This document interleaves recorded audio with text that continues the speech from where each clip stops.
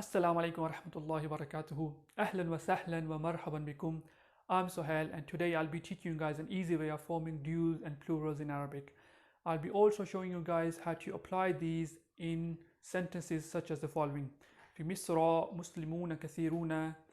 في كتاب حسن كلمات كثيرة صعبة. Let's get started. In English and Urdu, we have two numbers. We have singular and we have plural. Singular applies to one thing and plural applies to anything which is two or more. However, in Arabic, we have three numbers. We have what we call mufrad, which is singular, applies to one thing. Then we have musanna, which applies to two things. So it's specific for two things. And then we have plural, jama, which applies to three or more things. The dual is formed by adding the following to the singular. So what happens is the last letter of the singular word gets a fatha, then we add a alif, and then noon with a kasra in the rough state. And in genitive and accusative, in nasab and jar state, it is formed by adding fatha on the last letter and then ya and noon with the kasra at the end. Let's look at some examples. Here we have malikun, which means a king. This is mufrad, this is singular. So malikun is in the rough state, right? Rough is the default state. So it has two dhammas, malikun. Then we have malikan, which in accusative state, and then we have malikin in the genitive state. To form the dual or musanna in the rough state, in the nominative state, what we do is we add fatha on the last letter, and don't forget it was dhamma in singular, so dhamma changes into fatha. That's the first step. The second step is we add alif of mad, malika, and then we have noon with a kasra, malikani, two kings. In the accusative or nasb state, again we have fatha on the last letter, it becomes malika, and then we have ya and then noon with kasra. So we add ya and noon with kasra, it becomes malikaini. From malikan, it becomes malikaini. In the jar or genitive state, the dual takes exactly the same form as nasb, as the accusative. So malikaini, same as before. Now, how about if the singular has the ta marbuta ending, the feminine ta marbuta ending, like malikatun, which means queen, a queen, malikatan, malikatin. So what happens is the ta marbuta becomes a normal ta, and then we apply the same rule as before. So malikatun becomes malikatani. So ta marbuta becomes a normal ta, then we add fatha, then we add alif and noon with the kasra, malikatani. And in accusative or nasb state, again, the ta marbuta changes to normal ta, we add fatha, then we add ya and noon with kasra, malikataini. And in genitive, it's also malikataini. Now the plural in Arabic, which applies to three or more things. There are two types of plurals.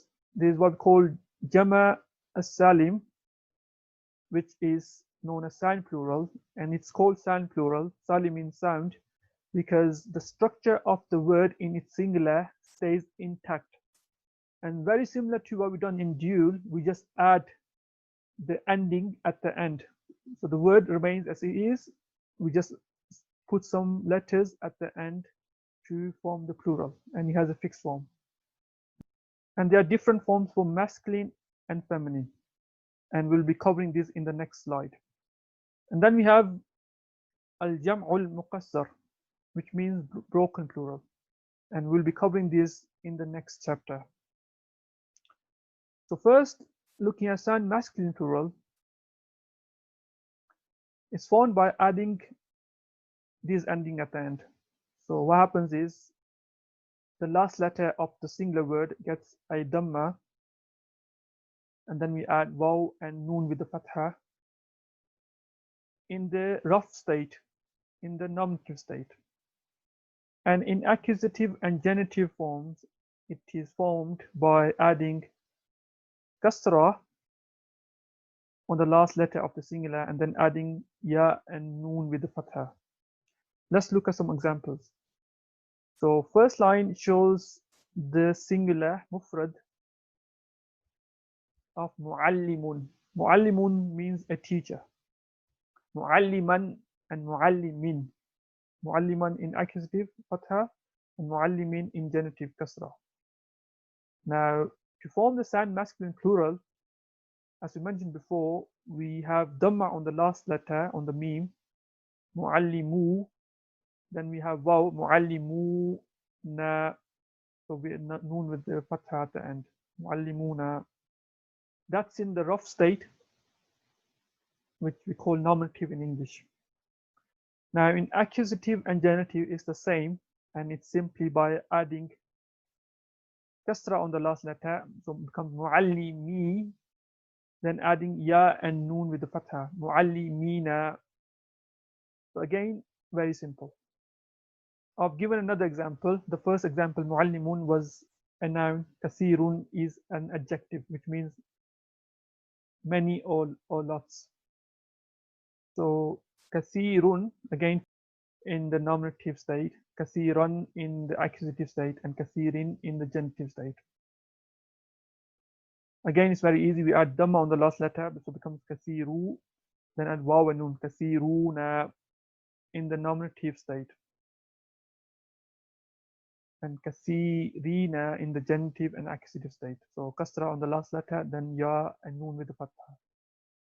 And it's a fixed form for all the sound masculine plurals. Sound masculine plural is very easy to form for those nouns and adjectives which accept the sound masculine plural. However, there are many nouns which can't accept sound masculine plural. So for them, broken plural must be used. And that will be covered in the next chapter. So soon we'll be learning how to use a dictionary. In dictionary, if broken plural is not given, then the assumption is that the noun or the adjective in concern takes the sound masculine plural. Amongst common types of nouns to take sound masculine plurals are name of professions, such as khayyatun and khabbazun, tailor and a baker. So it's a fixed form. So if you remember this form, it'll be useful for you to remember professions. It's fa'alun, so khabbazun. And participles are verbs. By this we mean ism fa'il and ism maf'ul. And we'll be covering this in the chapter of verbs. So with very few exceptions, sound masculine plural can only be used for male human beings. I've given two exceptions here. First one, sanatun, which means year, obviously singular, and it's not a male human being. In fact, it's feminine. The word is feminine because it has ta marbuta. When the plurals are sanuna, this is the sound masculine plural, and sanawatun. The second example I've given is ardun,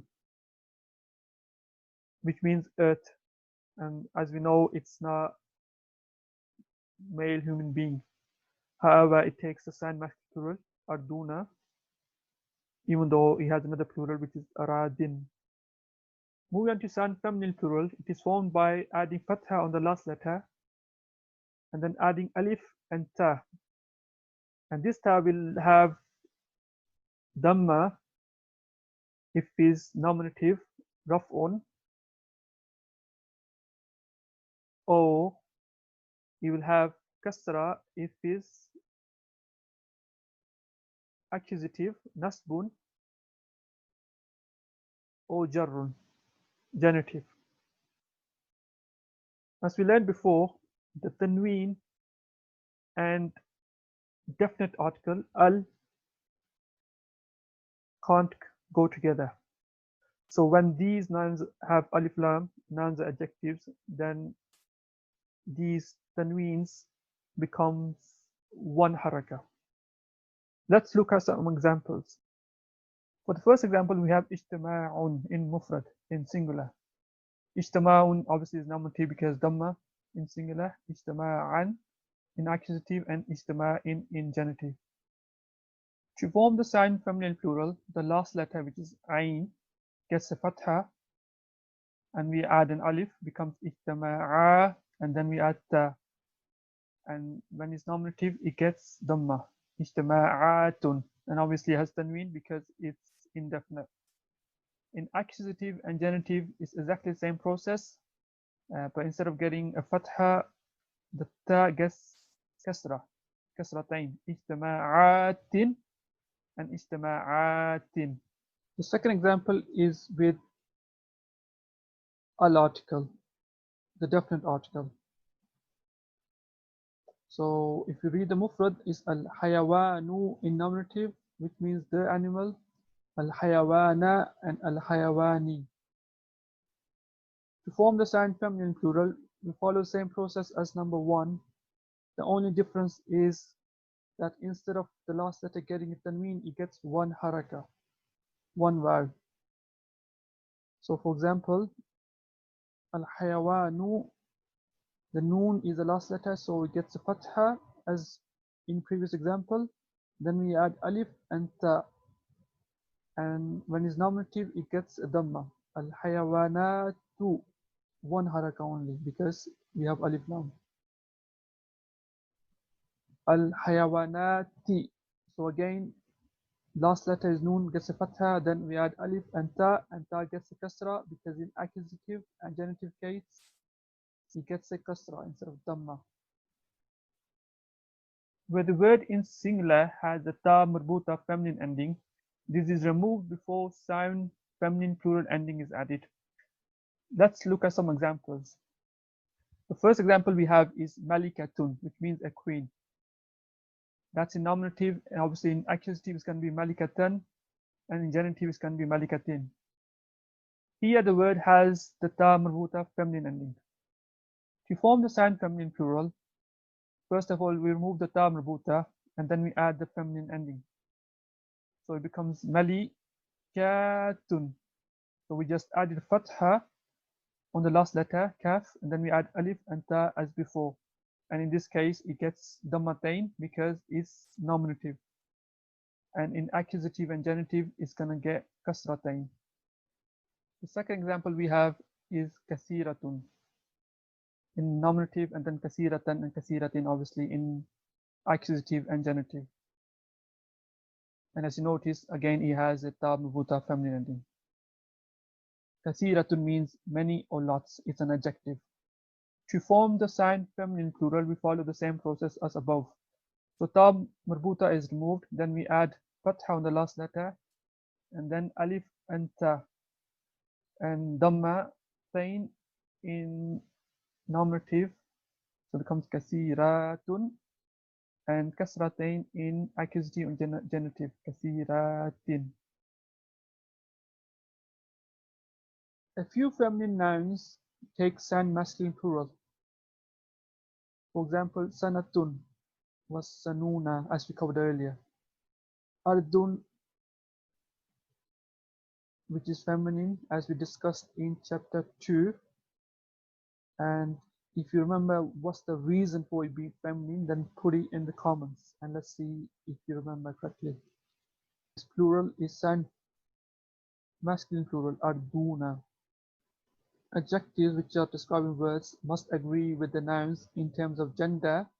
Number one, case, which means nominative, accusative, or genitive.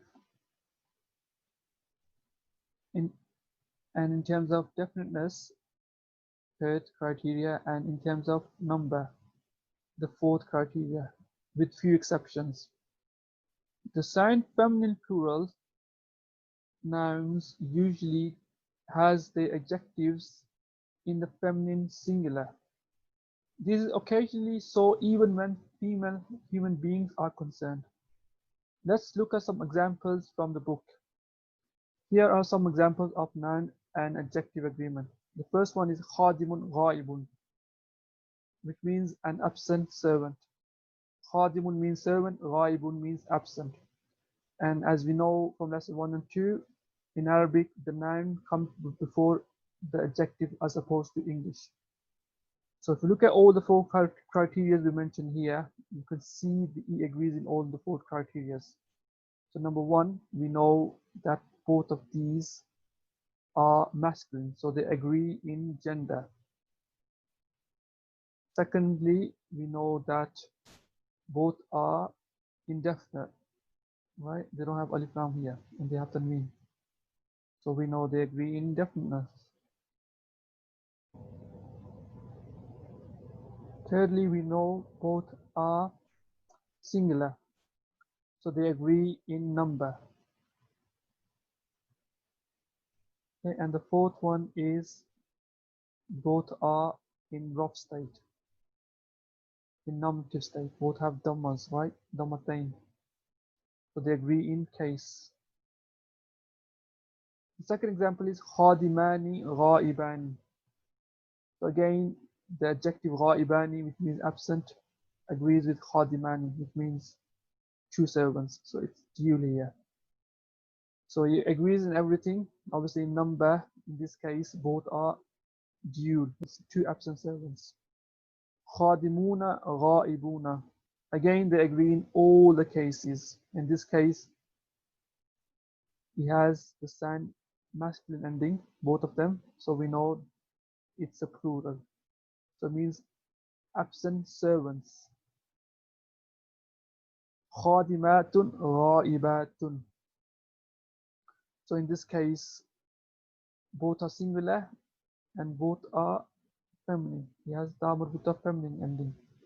And they obviously both are in rough state because both have Dhammatain, and both are indefinite because they don't have Alif Lam.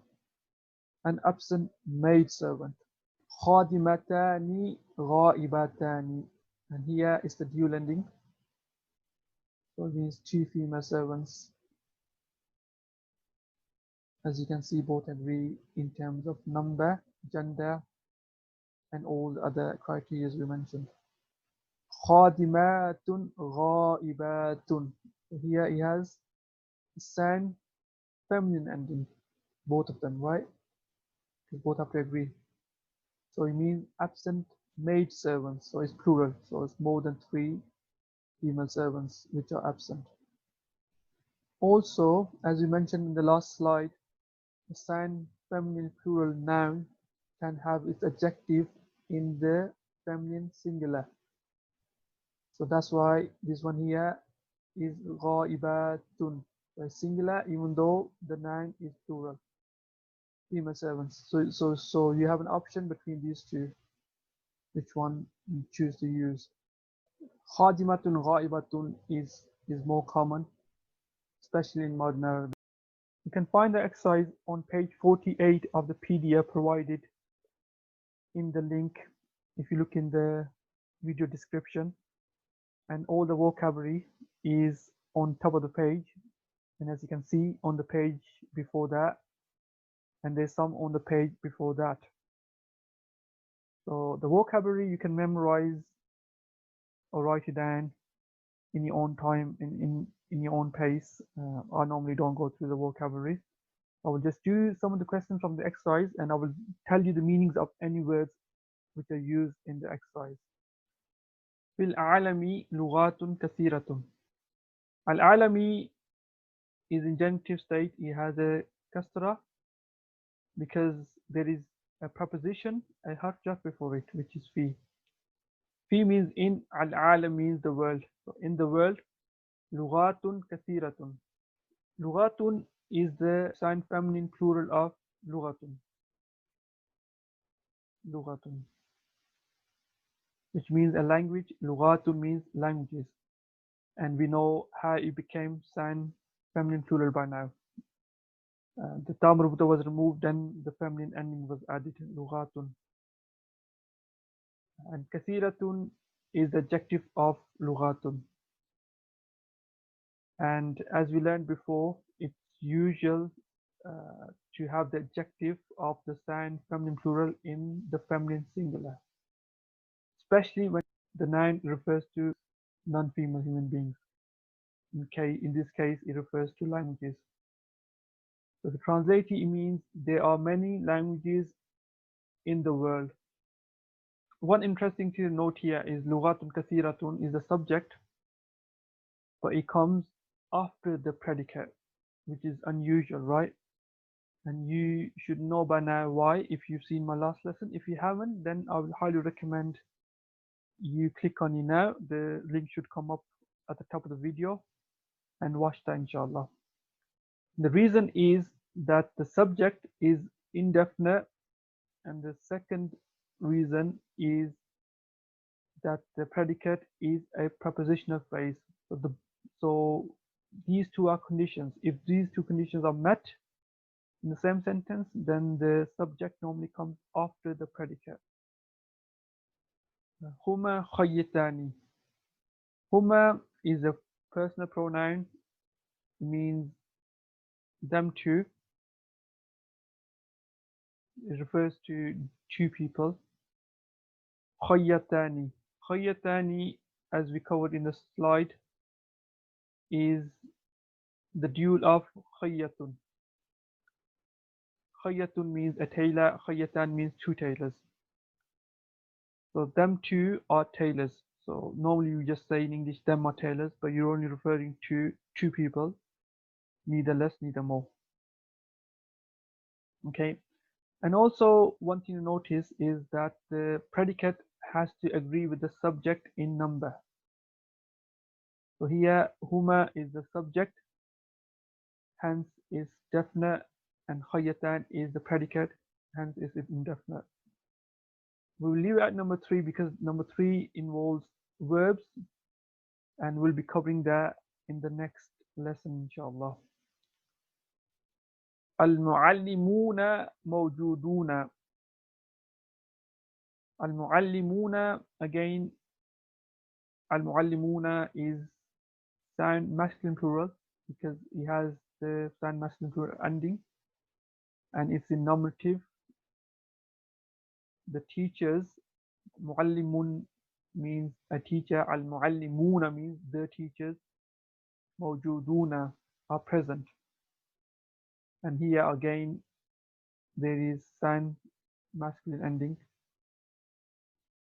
The teachers are present, and the subject is obviously definite with alif lam, and predicate is indefinite.